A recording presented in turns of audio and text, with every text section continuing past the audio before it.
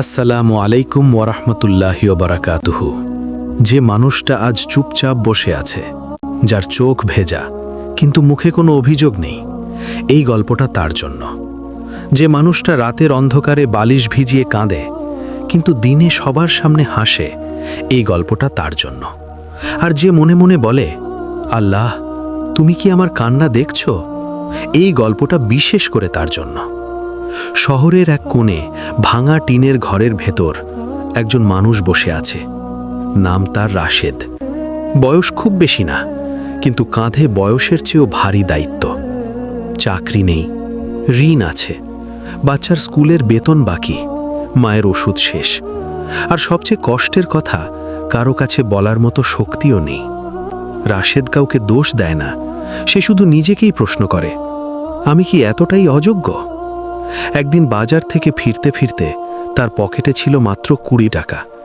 সেই 20 টাকায় সে কি চাল কিনবে নাকি মায়ের ওষুধ? এই সিদ্ধান্তটাই তার চোখে পানি এনে দিল। রাস্তায় দাঁড়িয়ে সে চোখ মুছে ফেলল, কারণ পুরুষ মানুষ কাঁদে না, এই কথাটা সমাজ শিখিয়েছে। কিন্তু আল্লাহ তো সমাজ না। আল্লাহ বলেন, আমি তোমার চোখের ভেতরের কষ্টও জানি। রাশেদ তখন জানত না এই চোখের পানি তার জীবনের সবচেয়ে দামি আমানত হয়ে যাচ্ছে। সেই রাতে সবাই ঘুমিয়ে পড়ার পর রাশেদ অজু করল। নামাজ পড়তে পড়তে হঠাৎ তার কণ্ঠ আটকে গেল। সে আর কিচ্ছু বলতে পারল না, শুধু বলল, ইয়া আল্লাহ আমি খুব ক্লান্ত। কোনো লম্বা দোয়া না, কোনো মুখস্থ কথা না, শুধু ভাঙা কণ্ঠ আর চোখের পানি। তার সিজদার জায়গাটা ভিজে গিয়েছিল, আর ঠিক সেখানেই ফেরেশতারা সাক্ষী ছিল। আমরা ভাবি আল্লাহ নীরব। রাশেদের মনে হলো, অনেক দোয়া করলাম, কিছুই তো বদলাচ্ছে না। আজও চাকরি নেই, আজও কষ্ট আছে, আজও অপমান। সে ভাবল, আল্লাহ কি আমার দিকে তাকাচ্ছেন না? কিন্তু আমরা একটা কথা ভুলে যাই, আল্লাহ নীরব থাকেন না, তিনি সময় নেন। যে কান্না আজ শোনা যাচ্ছে না, সেটার জবাব হয়তো আরও সুন্দরভাবে আসছে। নবী সাল্লাল্লাহু আলাইহি ওয়াসাল্লাম বলেছেন, আল্লাহর ভয়ে যে চোখ কাঁদে, সে চোখ জাহান্নামের আগুন স্পর্শ করবে না। রাশেদ এই হাদিস জানত না, কিন্তু সে কাঁদছিল। কিছু দোয়া আছে যেগুলো কবুল হতে দেরি হয়, আর সেই দেরিটাই আমাদের সবচেয়ে বড় পরীক্ষা। দোয়া করলাম, তবু কেন কিছু বদলাচ্ছে না? রাশেদ প্রতিদিন ফজরের নামাজের পর একই জায়গায় বসে থাকত। হাত তুলত, চোখ ভিজে যেত, কণ্ঠ কেঁপে উঠত। সে বলতো না, ইয়া আল্লাহ আমাকে ধনী করে দাও। সে শুধু বলতো, ইয়া আল্লাহ সম্মানের সাথে বাঁচার মতো একটা পথ দাও। কিন্তু দিনের পর দিন চলে গেল, কিছুই যেন বদলাচ্ছে না। মানুষ তখন বলে, এত দোয়া করেও কি লাভ? আর শয়তান ফিসফিস করে, হয়তো আল্লাহ তোমাকে ভুলে গেছেন। আল্লাহ দোয়া ফিরিয়ে দেন না। নবী সাল্লাল্লাহু আলাইহি ওয়াসাল্লাম বলেছেন, বান্দা যখন দোয়া করে আল্লাহ 3টির একটিকে দেন। 1, দোয়া সাথে সাথে কবুল করেন। 2, দোয়ার বদলে বড় বিপদ সরিয়ে দেন, অথবা আখিরাতের জন্য জমা রাখেন। রাশেদ জানত না তার দোয়ার প্রতিটা শব্দ সংরক্ষণ হয়ে যাচ্ছে। সে ভাবছিল আল্লাহ চুপ, আসলে আল্লাহ বলছিলেন, আমি প্রস্তুত করছি। একদিন রাশেদ এক অফিসে গেল, হাতে সিভি। ম্যানেজার সিভি না দেখেই বলল, আপনার মতো লোক এখানে টিকতে পারবে না। এই কথাটা ছুরির মতো বুকে ঢুকে গেল। রাশেদ কিচ্ছু বলল না, বাইরে এসে চোখের পানি ফেলল। কিন্তু সে অভিযোগ করল না, সে শুধু বলল, ইয়া আল্লাহ তুমি আছো, এই বিশ্বাসটাই আমার শেষ সম্বল। আর বিশ্বাস করো, এই লাইনটা আসমানে পৌঁছে গিয়েছিল। আল্লাহ সবচেয়ে দুর্বল মুহূর্তেই দরজা খোলেন। যেদিন রাশেদের ঘরে শেষ চালটুকুও শেষ হয়ে গেল, সেদিন সে ভেঙে পড়েছিল। সে বলেছিল, ইয়া আল্লাহ আজ যদি তুমি সাহায্য না করো, আমি জানি না কাল কি হবে। ঠিক সেই রাতেই একজন পুরনো পরিচিত হঠাৎ ফোন করল, বলল, রাশেদ একটা ছোট কাজ আছে, তোমাকে মনে পড়ল। রাশেদ কাঁদছিল, কিন্তু সে জানত না এই ফোনটা তার চোখের পানির প্রথম জবাব। আল্লাহ দেরি করেন, অবহেলা করেন না।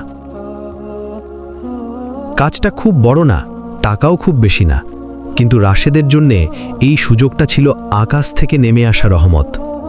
সে সেই রাতে আবার সিজদায় পড়ল, কিন্তু এবার তার কান্না হতাশার না, এই কান্না ছিল কৃতজ্ঞতার। কিন্তু পরীক্ষা এখানেই শেষ না। অনেকেই ভাবে একটা দোয়া কবুল হলেই সব কষ্ট শেষ। না, আল্লাহ যখন কাউকে ভালোবাসেন তখন তাকে আরও প্রস্তুত করেন। রাশেদের সামনে আরও বড় পরীক্ষা আসছিল, আর সেই পরীক্ষার ফলাফল তার পুরো জীবন বদলে দেবে। এখানেই থামি। আপনি যদি মনে করেন আপনার দোয়া শোনা হচ্ছে না, এই পার্টটা আপনার জন্য ছিল, কিন্তু গল্প এখনও শেষ হয়নি। কিছু কান্না আছে যার উত্তর সাথে সাথে আসে না, কিন্তু যখন আসে তখন মানুষ বুঝে যায় দেরি হয়েছিল, অবহেলা না।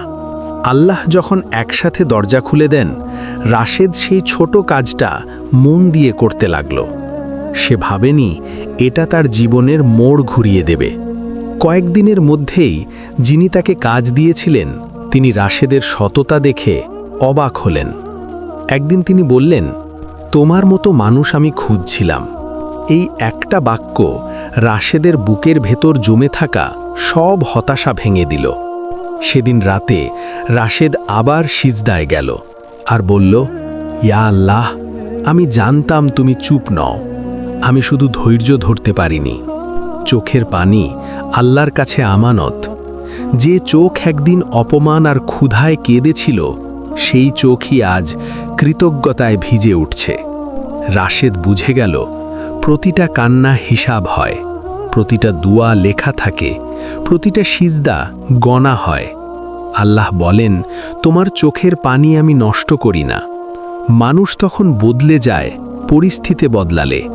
যে মানুষ একদিন রাশেদের ফোন ধরত না, আজ তারাই খোঁজ নেয়। কিন্তু রাশেদ বদলায়নি।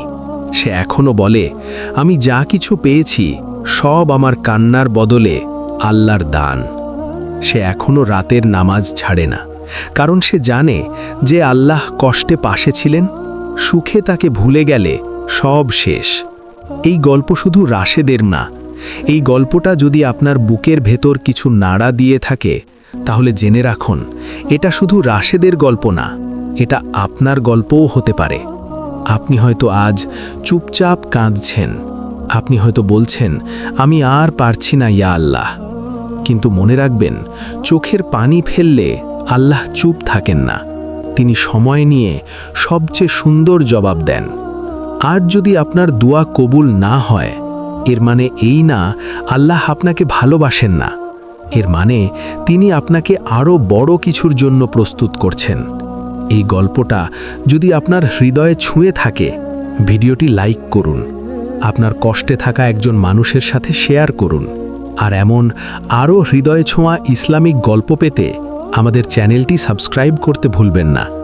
আপনার একটা লাইক হয়তো কারো ভাঙা